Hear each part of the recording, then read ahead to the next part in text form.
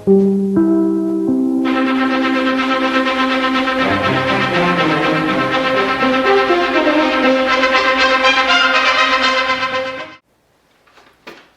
evening, everyone. Today we're going to be discussing a very important issue regarding a woman named Henrietta Lacks, a poor African-American woman whose cells were unlawfully taken from her and used by scientists. Her cells, famously known as HeLa cells, spearheaded a multi-million-dollar industry and were involved in the invention of the polio vaccine and a plethora of other medical advances. Here to debate this matter are Stanley Gartler and Leonard Hayflick of Bedford, Pennsylvania, two renowned scientists who have participated in the distribution and implementation of the famous HeLa cells. Dr. Gartler and Dr. Hayflick, thank you for joining us today. Thanks for having me, Brian. Now, I heard that the HeLa cells have attracted much controversy within the scientific community. Can you both explain your differing stances on this matter?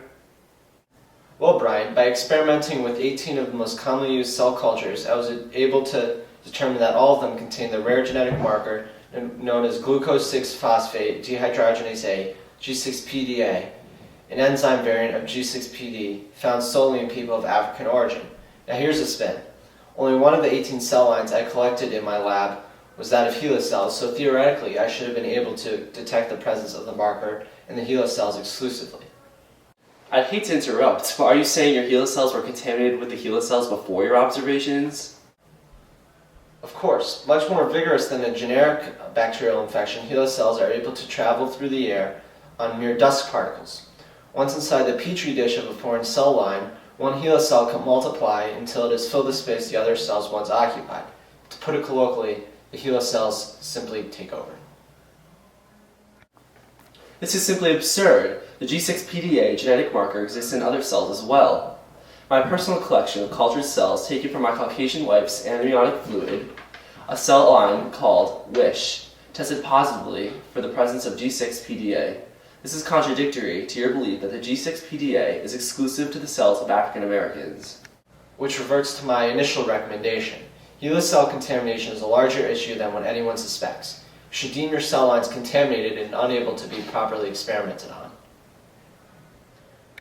On a more ethical note, Rebecca Skloot believes the medical community has taken advantage of the Lacks family for a large profit.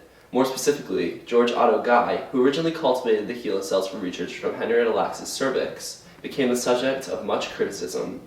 Why does the general public believe his actions, as well as those of others in the scientific community, are reprehensible and morally corrupt? The evidence of HeLa cells' numerous benefits to society is incontrovertible. The Immortal cells have been used around the globe in cancer and AIDS research and gene mapping. However, the HeLa cell industry's success is tainted with its history. The members of the Lacks family remain destitute and oblivious that Henrietta's cells were generating billions. I believe Dr. Gartler and I both agree that the HeLa cell industry was therefore, in many ways, corrupt. Dr. Gartler and Dr. Hayflick, thank you for speaking on behalf of this matter. Rebecca Skloot's The Immortal Life of Henrietta Lacks serves as an evaluation of the ethics behind the HeLa cell industry and should be read by all who want to understand both sides of this sensitive issue. This concludes our time today on MSNBC.